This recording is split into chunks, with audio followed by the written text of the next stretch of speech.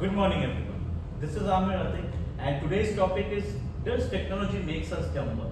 So I'd like to introduce my team. We'll be speaking for the topic.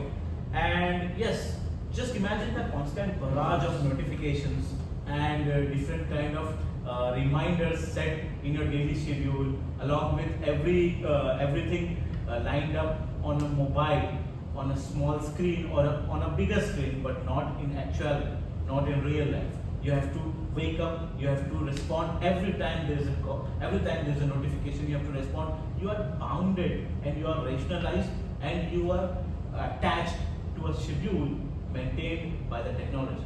That should not be the case.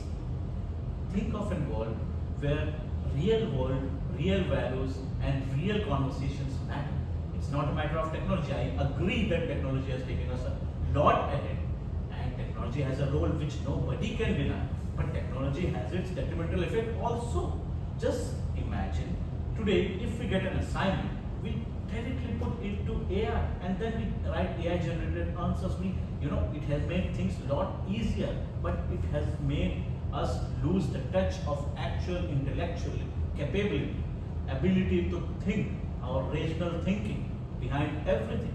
And think of all those misinformation which flows through social media. But the use of technology, it's making us blind and blinder and dumber. We have lost our senses of thinking what's right and what's wrong, and doing a judgment based on our values, based on our predictions, based on our morals.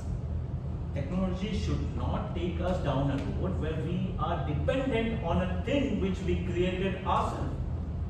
We created technology for our benefit, for humankind. We should not be dependent totally on technology. We should use it to our betterment. We should use it to enhance our skills, but we should not be slaves of a technological environment, right? And coming back to my point that technology is making people dumb. Yes, it is. Just look at the kind of dependence, just look at the kind of easy to go attitude the youngsters are dealing with right now. Any problem, we just need to Google it. We just need to make sure that everything is, right there on the click of a button. It is a good thing. It is a good thing that the things have fastened up. Speed, the things got speed. Things are very fast right now. But just imagine, that's also making us lose our cognitive ability. We get a topic in hand that too with climate change or with something like that. We need to think it ourselves first and then use technology to our advantage. Amir, as you mentioned, you rightly pointed out some of the limitation of this technology. So me, Amisha and Abhinav will be speaking against the topic. That is, it is not against, like we are not against technology, and technology is not making us dumb. Some of the reason I would want to say is that it is very hypocrite of the people who are under the sun of technology, and they say that the limitation of the technology. And it is also quite astonishing that people are wanting to get back to that Stone Age area, Stone Age zone. The thing that I want to prioritize is the thing which we should be focusing is on control rather change. For example, if you have enough control over your mind, you know when to use Instagram, when to use ChatGPT. But if you are dependent, that is something that you are lacking internal locus of control. So here technology has no flaws. It is the driver of the technology and how he is using it. Now, of course, it will be a redundancy to again repeat what are the benefits of the technology. But anyway, for the sake of discussion and as we are speaking for this topic, so if you see the boom that it has given to us in many fields, we'll start off from the field that we can connect is the education. Now imagine if all the staff, that is the teaching and non-teaching staff, they are working in XIMP, you see they use biometric scanner, so they don't have to bother about their attendance. Even your attendance is recorded on UMS, right? There is a centralized system which manages all the departments together. Your assignments are submitted online. If you cannot come to the classroom, you can remotely access. This is just because the happening of the technology. You see the defense sector, we have now exporting our missiles and ammunitions to abroad. It's just because the technological improvements we have come across, the R&D we have invested in. That's because we are in a position now our economy is growing. You talk about health technology. Now they are thinking of how we can avoid surgery. We use micro robots and all that. Some of these innovations coming up. even in the micro technology level, how some of the robots can be injected into the human body and they can take care of your immune system rather than just losing the hope that it cannot be cured. So any sector you pick agriculture, you pick education, health, infrastructure, everywhere is just because of the technology the civilization has come this forward. Otherwise, that would not have been possible. And be it technology or be not, it will not be technology. It's all about the human's control that defines how it can be used. So educational apps can supplement learning, but they should not replace the traditional methods of learning. And I feel that traditional methods encourage independent thinking and problem solving, while the apps fail to do the same. The also other point being technology can facilitate connections, but real world interactions remain very crucial for building strong and social bonds and emotional intelligence. During this COVID, we got to know the importance of real world touch. Although the apps and the were helping us to connect, but in reality we were missing those interactions.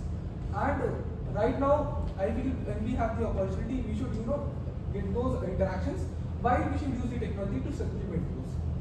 While technology can be very distracting, it can also offer some amazing tools such as meditation apps where we can concentrate on focusing, and time management apps where we can multitask many things. Now, algorithm can be challenged by actively seeking diverse new sources and engaging in critical thinking about the information present. So, while we access information, it is valuable. However, relying solely on the information hampers our critical thinking skills. But considering the educational apps, they are helpful, but they shouldn't replace the deep learning as they hamper with the analytical skills that is developed in traditional methods of learning. So it is important to acknowledge the potential downsides of technology, but let's not point an overly simplistic picture. There's a very big gray area. Attention and memory issues can be mitigated through mindful use and responsible habits, as my friend earlier mentioned. Algorithms can be challenged and diverse perspective can still be sought out. Every day there is a new development in technology. We need to remember that technology is just a tool and its impact depends on how we use it. So as we move forward, let's acknowledge the potential downside of technology on our intelligence. Let's encourage responsible use, critical thinking, and real-world interactions.